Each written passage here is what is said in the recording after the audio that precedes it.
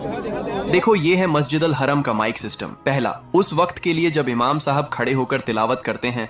दूसरा, उस वक्त के लिए जब इमाम साहब रुकू में होते हैं। और तीसरा, उस वक्त के लिए जब इमाम साहब सजदे की हालत में होते हैं। इन सभी माइक्स के ऊपर सोने का पानी चढ़ा हुआ है और ये तीनों माइक्स एक साथ इसलिए हैं कि अगर पहले में कोई टेक्निकल इशू आ जाए तो दूसरा ऑटोमेटिक अपने काम में लग जाता है।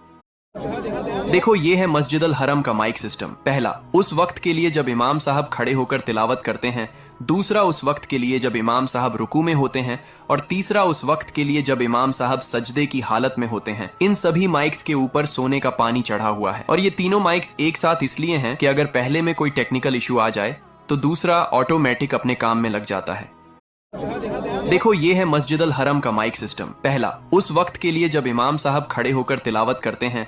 दूसरा, उस वक्त के लिए जब इमाम साहब रुकू में होते हैं। और तीसरा, उस वक्त के लिए जब इमाम साहब सजदे की हालत में